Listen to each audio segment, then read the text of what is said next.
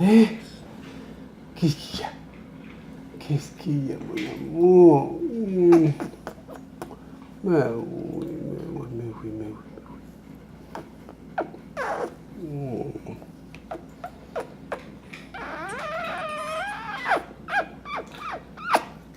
Oh, mon amour.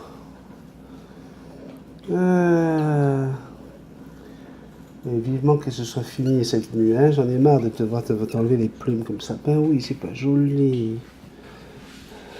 Coucou. Comment ça va, toi? Ah, ben ça va. On a eu un jour férié, donc forcément ça fait du bien, hein? On a pu dormir. Alors moi j'aimerais dire un gros merci à Stéphane, hein, alias Lucky Maeva, d'avoir eu la bonne idée de m'envoyer une vidéo, hein, comme il a fait. Mais ça, tout le monde peut le faire, hein. Si vous aussi vous avez envie d'être sur la chaîne Multitasman et de vous filmer avec enfin autre chose qu'un iPhone, hein. Vous voyez que la qualité c'est autre chose que la première vidéo qu'on avait eue de Lucky Maeva. Eh ben, n'hésitez surtout pas, ça me fera plaisir. Et puis je ferai comme j'ai fait avec Stéphane, je vous mettrai des petites bulles, je ferai parler vos perroquets, hein. Alors, j'ai d'abord des petites nouvelles avant de commencer mon sujet d'aujourd'hui.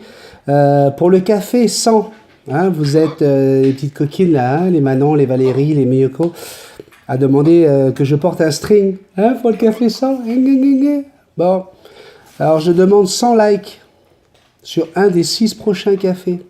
J'ai pas dit les tous. Ah, vous arrivez juste à m'avoir 100 likes sur les 6 prochains cafés en comprenant celui-ci, hein, donc ça va nous amener jusqu'au café 99, hein, parce qu'en plus, Multitasman, il s'est compté. Ah bah oui, il s'est compté. Donc, si j'ai 100 likes sur un des 6 cafés, je porte le string, c'est envoyé, c'est dit. Je voulais vous demander également d'envoyer vos photos, hein, avant que l'été soit terminé, qu'on peut faire des belles photos.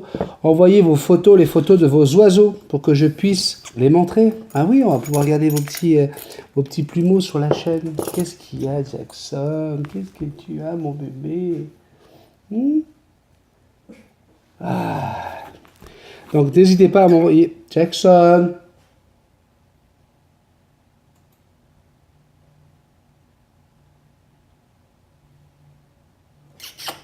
Oui, bisous, mais tu arrêtes l'oreille, tu touches plus à mon oreille, d'accord?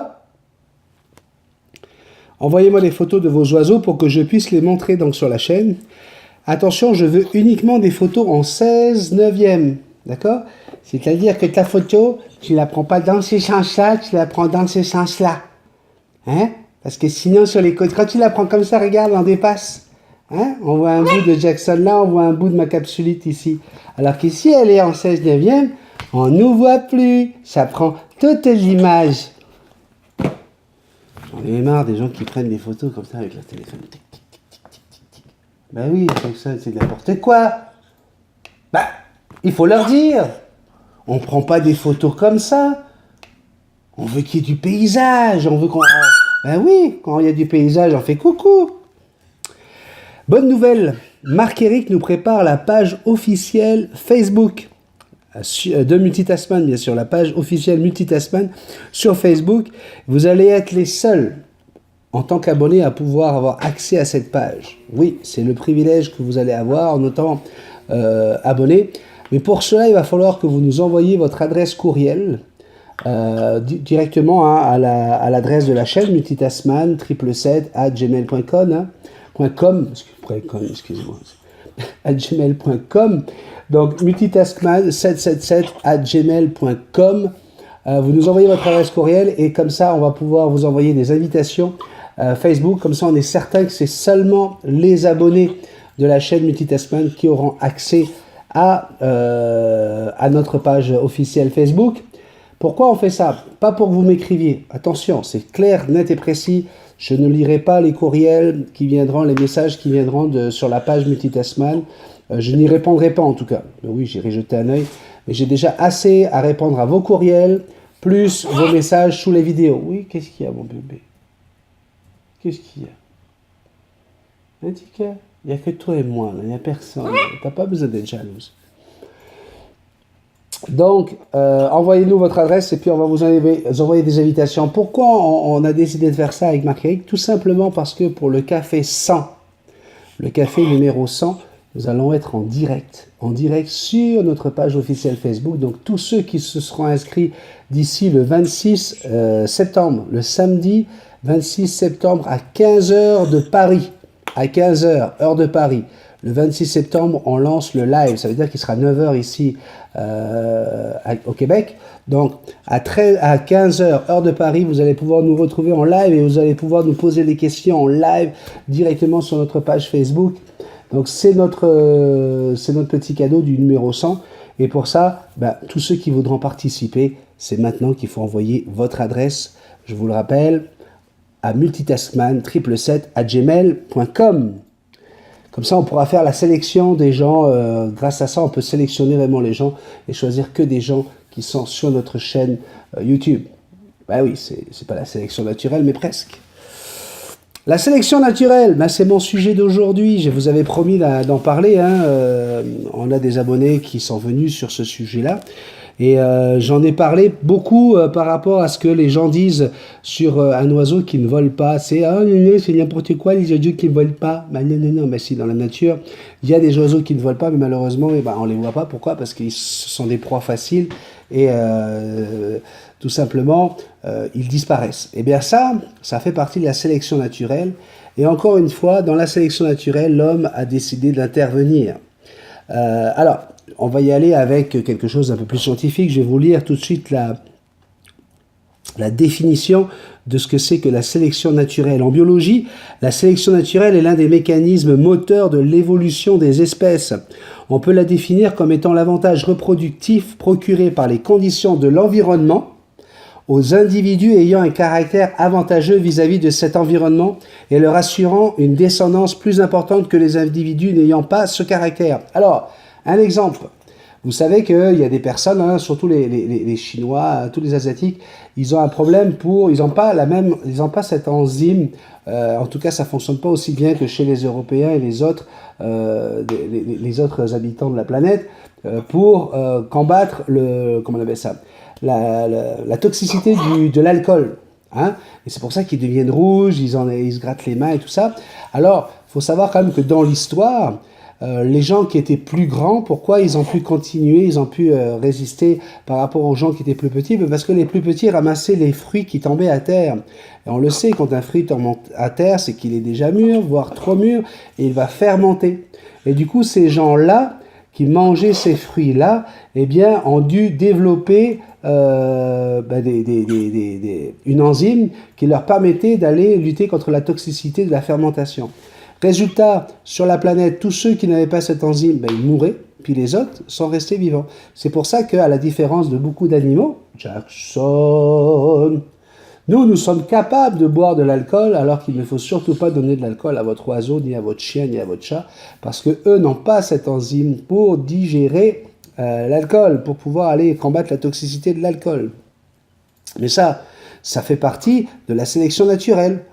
Les autres sont morts. C'est comme à des grandes périodes de disette, des moments où il y avait plus rien dans certaines régions. Effectivement, ce sont les plus gros, les plus gras, qui ont pu rester le plus longtemps en vie, qui ont survécu. Et puis les mecs, ils mouraient. Pourquoi? Parce qu'ils n'avaient pas de réserve, ils n'avaient pas suffisamment de réserve pour survivre. Ça aussi, c'est la sélection naturelle. Donc, on peut aussi définir la sélection naturelle comme un tri qui s'opère naturellement au sein d'une espèce. Elle se traduit par la reproduction des organismes qui ont le caractéristique permettant de vivre ou survivre dans leur milieu. Cela représente le processus de la sélection naturelle. Il en résulte qu'au fil des générations, ce mécanisme explique l'adaptation des espèces à leur environnement. La théorie de la sélection naturelle permet d'expliquer et de comprendre comment l'environnement influe sur l'évolution des espèces et des populations en sélectionnant les individus les plus adaptés, et elle constitue donc un aspect fondamental de la théorie de l'évolution. De façon sommaire, la sélection naturelle est le fait que les traits qui favorisent la survie et la reproduction dans un milieu donné voient leur fréquence s'accroître d'une génération à l'autre. Cela découle logiquement du fait que les porteurs de ces traits ont plus de descendants et aussi que certains portent ces traits puisqu'ils sont héréditaires. Alors là, le sujet maintenant, il peut aller très très loin. Ça peut être très très large. Je parlais au début des fameux oiseaux, hein, parce qu'on va quand même revenir sur nos perroquets. Les perroquets qui ne volent pas, comme Jackson. Les gens me demandent est-ce qu'elle vole? Oui, elle vole. Elle vole, elle sait voler, elle a déjà volé dans le parc, puis on a déjà vu des vidéos. Est-ce que tu peux la faire voler? Pourquoi faire? Pourquoi tu veux que je la fasse voler? Je te pose la question. Pour vérifier si je dis la vérité ou juste pour prendre le risque qu'elle s'envole et puis que je la perde? C'est quoi lorsque les gens me posent cette question-là, je me pose moi la question de pourquoi tu veux que je la fasse voler alors qu'elle me montre qu'elle n'aime pas ça plus que ça. Donc non, je ne vois pas l'intérêt de forcer mon oiseau à voler. Je l'ai déjà essayé, puis j'ai vu qu'en fin de compte, elle aimait vraiment pas ça, puis elle s'est retrouvée pendant 4 heures tout en haut d'un arbre. D'accord? Donc, oui, elle s'est volée. Est-ce que j'ai envie de le faire? Non. Voilà. Comme ça, arrêtez de me le demander. On a trop à faire à plein de gens qui nous cassent les pieds avec ça. Donc, je ne veux surtout pas qu'on passe par là. Donc, qu'est-ce qui se passe? Sélection naturelle. Normalement, dans la nature, les oiseaux qui n'aiment pas voler, ben, qu'est-ce qui se passe? Ben, ils meurent. Ben oui, parce qu'ils tombent du nid, ils se retrouvent par terre, et puis ils se font attaquer plus facilement, ce sont des proies faciles, donc ils meurent. Alors que depuis que l'homme a décidé de devenir un éleveur, de faire des oiseaux comme les becs crochus, des oiseaux de compagnie, et ben on a été mettre un coup de couteau dans le contrat de la sélection naturelle en disant, écoute, non, nous on va quand même essayer de le nourrir, on va quand même essayer de le faire survivre. Et ça, lorsqu'on pousse plus loin et qu'on ramène ça à l'humain, ben on se rend compte que voilà quoi. Moi personnellement, je suis diabétique. C'est génétique le diabète, d'accord? C'est héréditaire. Qu'est-ce que ça veut dire? Ça veut dire que peut-être qu'on aurait dû ne pas soigner mes parents, ma mère, mon père, mon grand-père, ma grand-mère, qui avaient déjà le diabète. Si on ne les avait pas soignés, je ne serais jamais né. Si j'étais jamais né, ben le diabète, plutôt que de faire 4 diabétiques de plus ou 3 diabétiques de plus avec mes parents et moi, eh ben ça aurait fait 3 diabétiques de moins. D'accord? Pourquoi? Parce que la sélection naturelle serait intervenue pour dire stop, arrêtons les diabétiques. Aujourd'hui, qu'est-ce qui se passe? On nous dit qu'au Canada, là, on approche, en tout cas en Polynésie française, à Tahiti, presque 50% de la population a le diabète. Ben oui, mais c'est parce qu'on fait des enfants qui sont des enfants de diabétiques et puis on continue. Alors, est-ce qu'à un moment donné, on se dit, ben non, mais on s'en fout, de toute façon, on va soigner les gens. Et puis du coup, on se retrouve avec des personnes de plus en plus âgées, des personnes qui sont malheureusement malades, hein, Alzheimer, Parkinson, etc. Est-ce que c'est ça la bonne idée pour l'humanité, pour la planète, pour notre avenir, pour notre futur? Ou est-ce que ça serait plutôt dire, écoute, hein, on va calmer un peu le jeu. Hein, lorsqu'une maman fait des tests lors de sa grossesse et puis qu'elle découvre que son enfant est trisomique, est-ce qu'elle a le droit de le garder? Est-ce qu'on a le droit de garder un trisomique? Ça, c'est une grosse question. Puis moi, j'ai un de mes petits-neveux qui est trisomique, puis adorable, puis il est adulte aujourd'hui. Donc, est-ce qu'on aurait dû prendre la décision d'empêcher à cet individu de vivre, de naître, en sachant que voilà, il y a de fortes chances que si lui il a des enfants, ils puissent être eux-mêmes trisomiques. Est-ce que on va empêcher des gens qui ont des pieds beaux ou des choses ou des maladies héréditaires de vivre? Ou est-ce qu'on va prolonger la vie de ces gens qui risquent par génétique de transmettre leur maladie? Bonne question, hein? Donc, pour tous ceux qui nous engueulent parce qu'on est en train de garder des oiseaux et puis ils disent ouais c'est pas ça la nature, dans la nature ça se passe pas comme ça, faut les laisser voler, etc. Faut pas oublier une chose, ce sont des oiseaux qui sont en captivité, qui sont nés en captivité, qui ont été élevés en captivité, leurs parents sont nés en captivité. Donc, c'est certain que effectivement, ils ne correspondent plus à ce pourquoi ils existent, c'est-à-dire vivre en colonie, dans la nature, sur les arbres, sur les rochers, etc. Ces oiseaux que nous avons en captivité ne sont pas les mêmes oiseaux que ceux qu'on trouve dans la nature. Et qu'est-ce qui s'est passé? Ils se sont adaptés. Ils ont compris que voilà, si tu veux boire de l'eau, va pas chercher une rivière, va chercher un bol. Si tu veux manger, va chercher le deuxième bol avec des graines. On a remarqué à quel point les oiseaux évoluent, ils regardent la TV. Oui, mais attends, un oiseau, t'imagines, un oiseau en Amérique centrale, en Amérique du Sud, en train de regarder la TV? Non. Pourtant, ils arrivent à regarder la TV, ils arrivent à s'y intéresser. Vous avez vos perroquets qui regardent Jackson régulièrement, puis qui réagissent quand elle crie, qui veulent lui parler. Donc, Voilà, on leur a appris à entendre des fréquences qu'ils n'auraient jamais dû entendre, les fréquences d'une télévision ou d'un téléphone. Moi, quand j'appelle Jackson, hein, puis que je veux lui parler, je fais « Allô, coucou Jackson, coucou mon petit bébé, comment ça va? Allô Jackson? Oui, c'est papa. Comment ça va mon bébé? Ça va bien? Il est où papa? Tu viens avec papa? » Bon là, on va voir, ok, j'ai l'air con. J'ai l'air con? Ouais, ok, j'ai l'air con. Mais... Mais n'empêche qu'elle entend ma voix au téléphone, ce qui n'est pas clair dans la nature. Regardez, avec l'histoire de la moulée, hein, bon, vous savez que je suis vraiment pas pour la moulée. Qu'est-ce qui se passe? Dans les conférences, ils vous disent « Ah bah oui, bah, un chloroptère, ça vit 25 ans, un Amazon, ça vit 15 à 20 ans, une conure, ça vit 10 ans. » Alors, ok, ils ont fait des études par rapport aux oiseaux qui bouffent leur moulée, d'accord? Oui, mais peut-être que c'est parce que voilà, il y a un problème, effectivement, comme je le dis depuis toujours, de vitamines synthétiques, de manque de... Tu sais, un oiseau a besoin d'avoir des formes, a besoin d'avoir des textures, des couleurs, puis là, c'est plate, donc il a juste envie de se suicider, l'oiseau, tu comprends? Il se fait chier avec de la moulée. Donc, du coup, ben, ils vont se passer ça de génération en génération, et peut-être que dans 4-5 générations, eh ben, les oiseaux, ils seront habitués à manger de la moulée, et puis ils vont créer de quoi pour pouvoir aller au-delà de l'hypervitaminose, malgré la vitamine synthétique, et puis ils vont quand même survivre. On ne sait pas qu'est-ce qui va se passer, mais en tout cas, venir nous blâmer, nous propriétaires de perroquets, parce que on leur donne du lait, on leur donne du fromage, alors qu'il ne faut surtout pas donner les choses avec le lactose, mais ils adorent ça.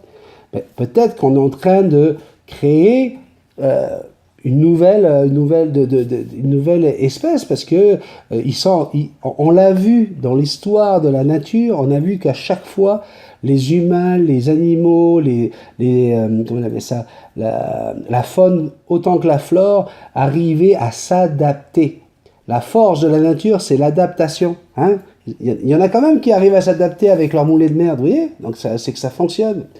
Donc, voilà, j'avais envie de traiter ce sujet parce qu'il avait été posé par quelques abonnés, puis je trouvais ça quand même intéressant comme question. Hein. Vous avez vu, moi je ne donne pas mon avis. Hein, je suis là juste pour partager avec vous comment on appelle ça, vous donner envie d'y penser. N'hésitez pas à écrire hein, à ce sujet-là. Effectivement, est-ce qu'on fait bien d'essayer absolument de guérir les gens du cancer, de guérir les gens de maladies génétiques, alors qu'on sait très bien que voilà, c'est la meilleure façon de multiplier justement les porteurs de ce genre de maladie. Parce que c'est une bonne idée. Je vous laisse y penser. Allez, on va parler de vous, hein, comme d'habitude. On va saluer Flavio Hermosilla. Bonjour, j'adore tes vidéos, continue comme ça. J'ai pas envie de m'arrêter, hein, on est à 1400 abonnés, donc forcément j'ai continué. Hein. Bonjour, hein, si au début il n'y avait que moi, ah, ok, et le perroquet, donc si au début j'étais toute seule avec mon perroquet, mais que plus tard j'ai des enfants, y a-t-il des chances qu'ils deviennent jaloux et changent son comportement? Donc, est-ce que le perroquet va changer son comportement? Normalement, non, parce que, c'est l'enfant, il va arriver tout doucement. La différence d'un chien, par exemple, d'un petit chien, c'est que, voilà, l'enfant, il se pose pas sur ton épaule, il se pose pas, donc il n'est pas vraiment sur le même territoire, alors que quand on a un petit chien, on le tient dans les bras. De mettre un enfant dans le même territoire, ça peut être dangereux. Avec l'oiseau, ça va évoluer petit à petit, puis il faudra faire les présentations. C'est sûr qu'il ne faut pas laisser un oiseau tout seul avec un bébé, parce que voilà, hein, s'il est mort et puis qu'il va dans l'œil, ben, ça peut faire très mal. Mais non, je te le dis. Par contre, il faudra vraiment faire attention à l'attitude de l'enfant vis-à-vis de l'oiseau. Parce qu'un bébé, souvent, il a envie de tirer sur la queue de l'oiseau, il a envie de lui faire du mal, et puis lui va se retourner, il va le pincer, et puis ça peut le traumatiser. Nous avons Alain Provist. Hein, ça, c'est son nom YouTube, je suppose, parce que sinon, ça serait rigolo de s'appeler comme ça, parce qu'Alain Provist, hein, c'est le cousin d'Alain Terrieur, ou d'Alain Possible, ou Alain Parfait, hein, n'est-ce pas? Ou Alain Posteur aussi. On peut aller jusqu'à à l'intuition, ou à l'inverse. Hein, ou sinon, vous avez Alain Sop. Là, vous dites, mais qu'est-ce qu'il veut dire par Alain Sop? Bah oui, parce que Sopala. Hein, Alain Sop, Sopala. Ok, bon, allez, hein, bon, d'accord, mais faut le dire, quand c'est pas bon, quand ça vous fait pas rire, dites-le, ok? Bon, maintenant, je sais, toi, tu te moques toujours de moi, fais attention maintenant, Tu l'auras pas ton string. Non, tu ne l'auras pas. Bonjour Benny, j'ai découvert ta chaîne par hasard. Donc là, c'est Alain. Alain, du coup, je sais même plus c'est quel Alain. C'est Alain Proviste. Bonjour Benny, j'ai découvert ta chaîne par hasard en me renseignant sur les perroquets. J'ai un Amazon à tête jaune que j'ai nourri à la seringue et j'ai du mal à l'apprivoiser. À chaque fois que je sors de sa cage et que je lui apprends à monter sur mon bras et le rappelle, il se met à voler et à jouer avec n'importe quoi. C'est un perroquet extrêmement agité qui aime jouer et mordre, mais n'arrive pas à se concentrer plus d'une minute. En fait, et il fait ses crottes partout. Je ne sais pas comment lui apprendre à ne plus les faire. J'ai essayé de le gronder, comme tu as déjà dit dans une vidéo, mais je n'ai pas l'impression que ça soit efficace. J'aimerais bien que tu me répondes dans un prochain petit café, ben c'est celui-ci, et que tu me donnes des conseils. Combien de temps par jour avec lui, etc. Il a 10 semaines. Merci d'avance et au passage, toi et Jackson, vous êtes super. Alors, là, il y a plusieurs choses. La plus importante, c'est le fameux 10 semaines. Vous avez envie de demander à un bébé de 10 semaines d'avoir plus d'attention qu'un enfant. Hein. Pour un enfant, là, il faut attendre au moins 4-5 ans pour commencer à avoir une attention soutenue de plus de 3 minutes là, sur un sujet. Vous avez un perroquet et vous voulez en faire comment on appelle ça, un animal de cirque comme ça. Là. Non, ça va pas marcher. C'est certain que là, pour l'instant, il est en train de découvrir son monde. Il est en train de vous découvrir et il vous connaît pas. Donc, dans ton cas, Alain, là, déjà, il faut arrêter de flipper. Ton oiseau, c'est un oiseau hyper intelligent. L'Amazon à franc jaune, là, tu vas voir, tu vas pouvoir faire des choses fantastiques. Par contre, ce que je vais t'apprendre, je vais déjà... Jackson, on est gentil. Là, on est gentil. Lorsque tu... Ça te suffit. C'est pas parce qu'il y a Sandrine qui est là, hein, c'est parce que ma femme est juste là à la table qu'elle est comme ça. Parce que madame est jalouse. Tu arrêtes ça. Papa, il est avec toi.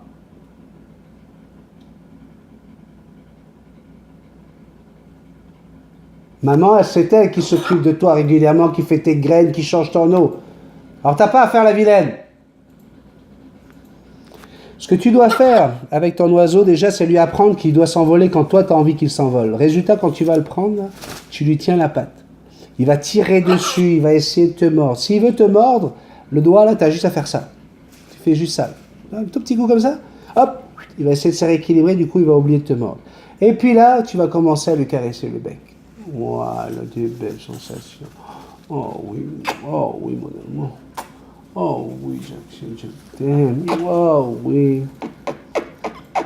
Mais oui, je suis à toi. Oh là là. Là, elle est en train d'essayer de me cacher de ma femme, pour dire à ma femme, c'est moi, c'est mon territoire. Je sais que, hein, vous aimeriez bien la voir, mais non. Elle peut vous dire bonjour. Dis bonjour à tout le monde. Bonjour tout le monde. Non, parce qu'ils vont croire que je suis fou s'ils vont me prendre pour l'inspecteur Colombo, hein, avec sa femme qui n'existe pas. Si, elle est là. Oui, elle est là. Bon. Alors, donc Jackson, du coup, elle a une attitude très, très désagréable. Donc, là, ça sera pour lui apprendre à rester sur ton doigt. Une fois que tu vas réussir à la tenir, ça va prendre 3-4 heures dans la même journée, là, puis après, elle va rester sur ton doigt. Tu dois jouer avec son bec. Tu vas apprendre que, voilà, décale. Oh oui. Parce qu'elle va adorer ça, d'accord? Ton Amazon va adorer ça. Et au fur et à mesure, ça va devenir un moment de bonheur. Et tu vas pouvoir lâcher la patte. Parce qu'elle va se sentir bien sur ta main, d'accord? Et là, tu vas dire vol, tu dis le mot, et tu la jettes. D'accord? Tu vas pouvoir la jeter jusqu'à son perchoir. Moi, si je dis à Jackson, vole vers ton perchoir, ben, elle n'aime pas ça, là. Mais voilà, elle sait que ça veut dire, toi, tu veux pas voler jusqu'au perchoir. Non, hein? Tu veux rester avec papa?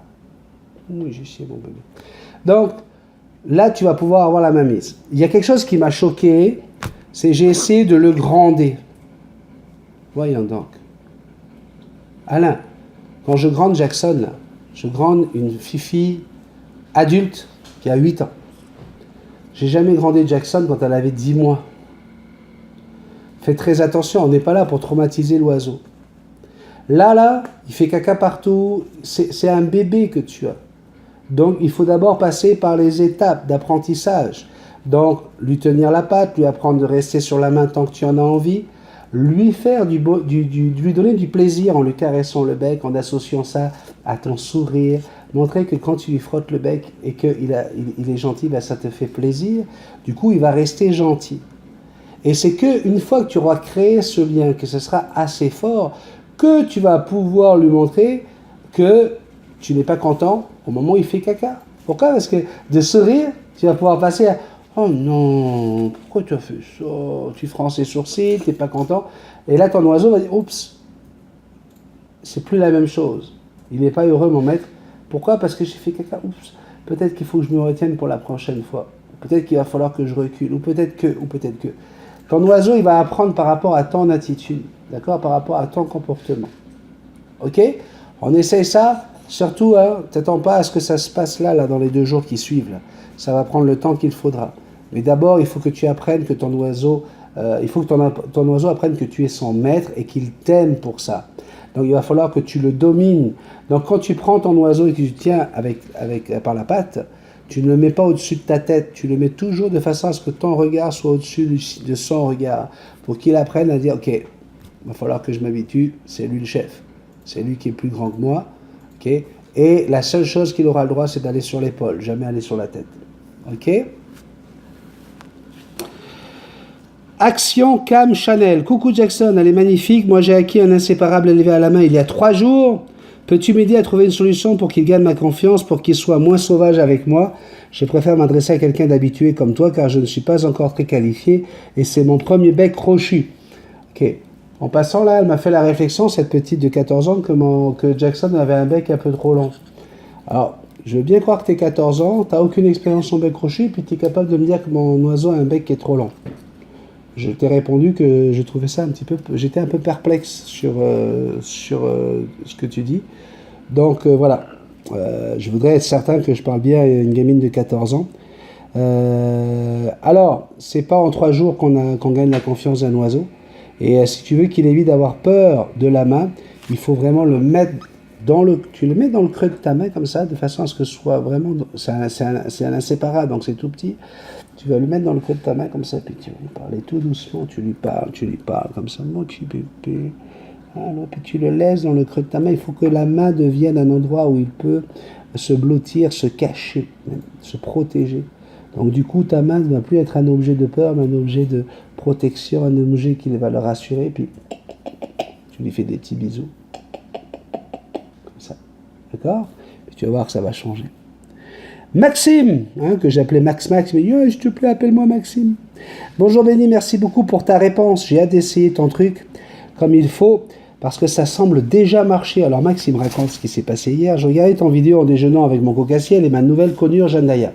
Vous savez, c'est ce jeune homme qui a un problème avec son coca-ciel, qui veut être sûr qu'il est capable de manger d'autres choses et tout ça. Et je lui avais dit, essaie de mettre dans ta bouche. Normalement, il va être capable de venir manger dans ta bouche n'importe quoi. Et là, il dit, j'ai essayé de donner du pain à mon coca-ciel et il s'est sauvé. Au même moment, tu as répondu à ma question, j'ai réessayé, et là, il a tout de suite voulu. Moi, je m'appelle Benny Potter. Je suis le frère d'Harry. Quand je parle dans la TV, les oiseaux me comprennent. Je suis le gars qui parlait à l'oreille des oiseaux. D'accord? Parce que je trouvais que les chevaux, c'était trop gros, puis j'ai peur des chevals. Non, si j'ai envie de dire des chevals, je dis des chevals. Il paraît que c'est rentré dans la conjugaison française. Des chevals, des journals, des malades mentales. Alors, j'ai essayé, il a tout de suite voulu. Je te remercie beaucoup pour ton aide et de ta merveilleuse chaîne et ta belle communauté. Merci encore et bonne journée. Post-custom, tu peux m'appeler Maxime au lieu de Max. Voilà, c'est fait mon petit Maxime. Alors effectivement, une belle chaîne, une belle communauté, c'est parce qu'on a mis des règles. Et puis, alors j'ai décidé aujourd'hui, parce que comme vous êtes de plus en plus nombreux, encore une fois, 1400 abonnés, à partir du moment où vous commencez pas par bonjour, coucou, ou salut, ou comment que ça va tout le monde, salut les amis, ou quoi que ce soit, des salutations. Je veux que ça commence par des salutations. Vous tournez ça comme vous le voulez, là. Et puis pas juste cesser, s'il vous plaît. Et si ça commence pas par ça, vous pouvez me demander n'importe quoi.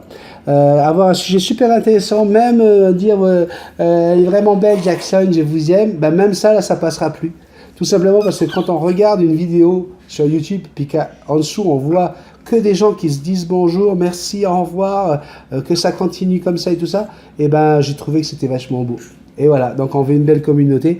Donc à partir de maintenant, même si vous êtes des habitués ou quoi que ce soit, au contraire, hein, les habitués, vous devez montrer l'exemple, eh bien il faudra commencer par juste un petit bonjour. Ça coûte rien d'écrire bonjour, d'accord?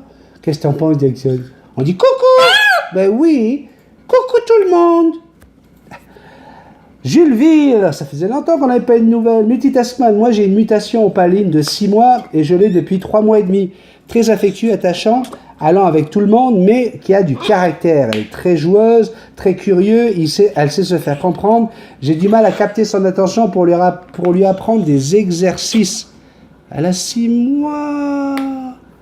Est-ce que tu arrives à capter l'attention d'un enfant de 6 mois, toi? Ben non. On revient au même problème que tout à l'heure. Ne soyez pas pressés. Et puis on n'est pas là pour faire des animaux de cirque. On est là pour avoir des animaux de compagnie. Tu vas pas forcer ton ami, ton meilleur ami à faire ce que toi tu as envie quand il n'en a pas envie ou quand il n'est pas prêt à le faire. Mais là c'est pareil. D'abord, créez le lien avec votre oiseau. Créez cette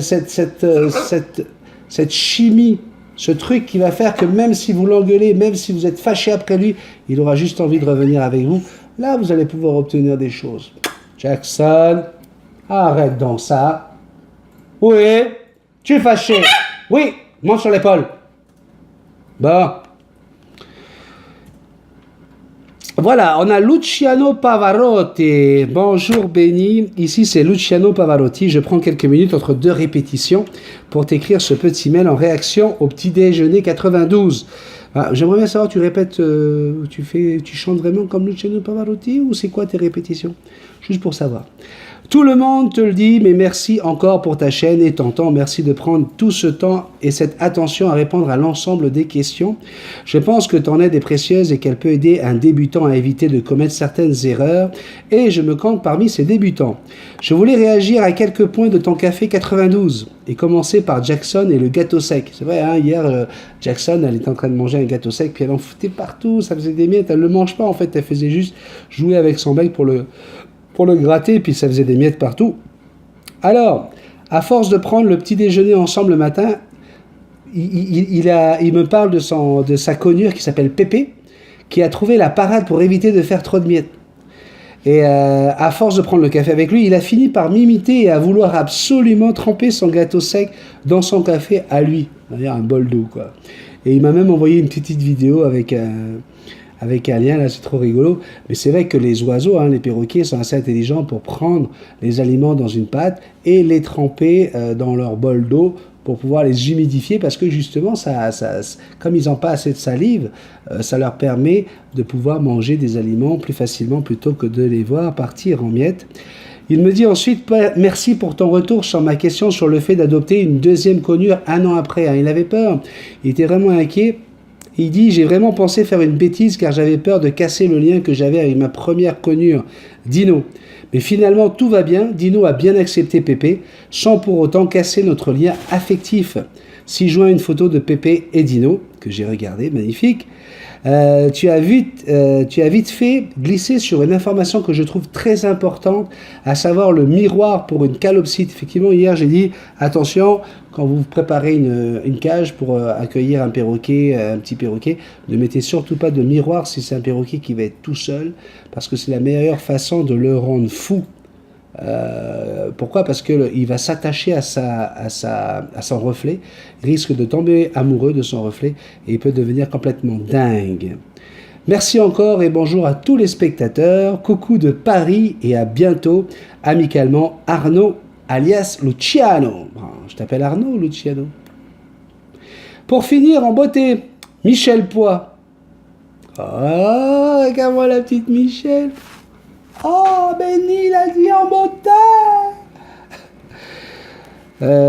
J'ai parlé de toi, Michel Poix, mais surtout par rapport à ton petit bébé, parce qu'il y a des très belles photos qui vont passer. Hein. Je parlais des photos de ton bébé. Ok. Alors, salut Benny, je ne sais pas si tu as reçu mon mail, étant donné que je te l'ai envoyé d'une autre adresse mail et oublié de le signer en plus. Ouais. Quand c'est pas signé, là, je ne peux pas faire savoir qui c'est qui m'a écrit. Alors le voici. Cela fait longtemps que je n'étais pas écrit. C'est vrai, Michel? Qu'est-ce que ça veut dire? Hein? Moi, je voudrais avoir encore des photos de ta maison, on voudrait avoir des photos de vos oiseaux. Et ben, du coup, tu l'as fait. Je viens de te donner des nouvelles de mon petit bébé Amazon, Gaston. Eh Gaston, il y a le téléphone qui sonne. Je l'ai eu la veille de mon anniversaire, le 28 juillet. Hein, tu prends note, l'oncle Dan, 28 juillet, Michel Poix, ouais, tu mets ça dans ton petit tableau. Depuis, c'est le bonheur. Je ne pensais pas l'aimer autant en si peu de temps. Je le sors tous les jours depuis quelques jours. Il a déjà compris que lorsque je dis viens, il doit monter sur mon bras. Incroyable, hein? Sinon, tous les matins, je change sa gamelle de fruits et de légumes frais et je remplis son autre gamelle de mélange de graines et fruits secs et change son eau. J'espère que je fais bien. Je te joins des photos du petit bonhomme. Bis à toi et à ta famille. Michel! Michel, regarde, on a mis des photos de Gaston. Le beau Gaston en photo pour finir cette vidéo et ce petit café. Jackson, ça y est. Tu vas avoir ton papa pour toi toute seule. On va laisser maman ici. Puis nous, on va aller tous les deux et regarder le montage du petit café numéro 93.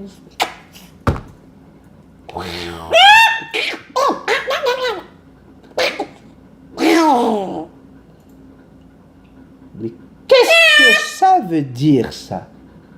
Suki! Suki!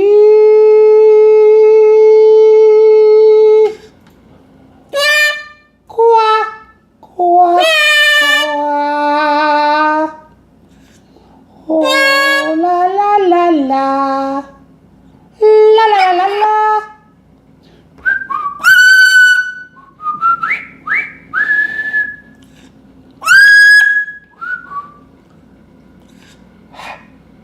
On fait un petit bisou à tout le monde? Comme ça, on peut couper? Allez. 1, 2, 3. Bisous. Non. Fais un petit bisou. Fais un bisou pour tout le monde. Allez, fais un bisou dans le micro. Tu fais un bisou? Tu fais un bisou? Ah, pas pour eux, mais pour papa. Fais un bisou pour papa, Jackson. Un petit bisou. Oh, il y a un petit bisou caché, ça. C'est un petit bisou cassé. Un gros bisou. Mmh.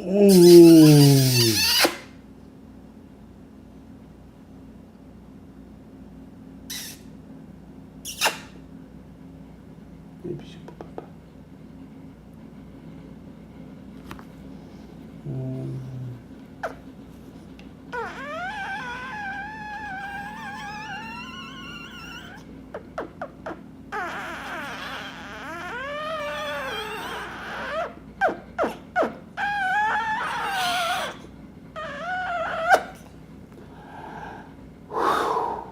C'est bon ça, hein? Allez, bye bye. Passez une bonne semaine, j'espère que vous avez un super long week-end. Racontez-moi tout ça. Ciao, à bientôt.